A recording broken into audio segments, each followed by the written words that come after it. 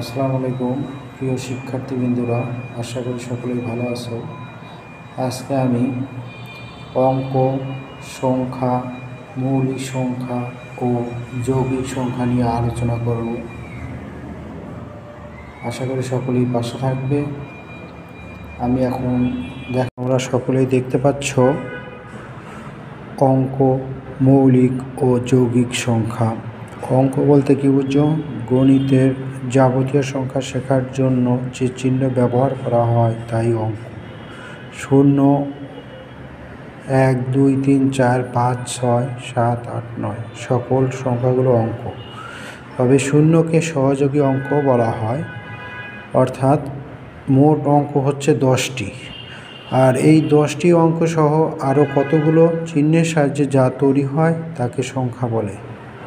অর্থাৎ প্রত্যেকটি অঙ্কই সংখ্যা, কিন্তু প্রত্যেকটি সংখ্যাই অঙ্ক নয়। যেমন 0, 1, 2, 3, 10, 11, 12, 20, 100, 200 ইত্যাদি সবই হচ্ছে অঙ্ক। আর এই অঙ্কগুলোর ভিতরেই রয়েছে মৌলিক সংখ্যা এবং যৌগিক সংখ্যা। তাহলে আসো আমরা আজকে মৌলিক সংখ্যা নিয়ে বলি।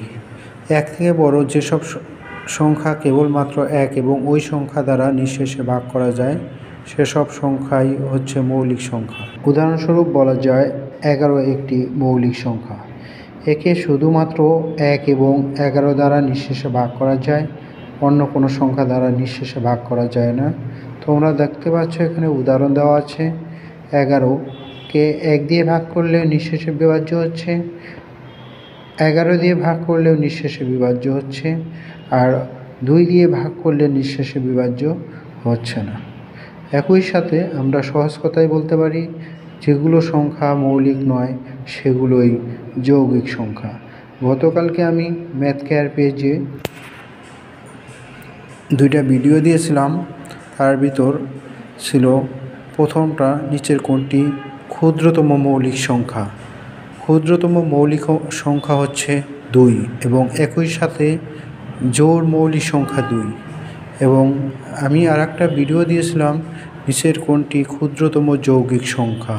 ক্ষুদ্রতম যৌগিক সংখ্যা হচ্ছে এখানে 4। প্রিয় শিক্ষার্থীরা, তোমরা হয়তো ভাবছো ষষ্ঠ শ্রেণীর ফাউন্ডেশন বিল্ড আপ শীট থেকে আলোচনা করা হয়েছে। আসলে অঙ্ক, সংখ্যা, মৌলিক সংখ্যা, যৌগিক সংখ্যা এইগুলো বিষয় নির্দিষ্ট কোনো ক্লাসের জন্য নয়। পঞ্চম শ্রেণী থেকে দশম শ্রেণী পর্যন্ত সকল শিক্ষার্থীরই জানা উচিত অঙ্ক কী, সংখ্যাকে মৌলিক সংখ্যা কাকে বলে, যৌগিক সংখ্যা কাকে বলে। এই জন্য আমি ষষ্ঠ শ্রেণীর শীট থেকে আলোচনা করেছি। আসলে এটা সকলেরই জানা উচিত। আমি পরবর্তীতে উৎপাদক, গুণনীয়ক, গুণিতক ও কৃত্রিম সংখ্যা নিয়ে ম্যাথ কেয়ার পেজে আলোচনা করব। সকলকেই ম্যাথ কেয়ার পেজের পাশে থাকার জন্য আহ্বান করছি। ধন্যবাদ সবাইকে।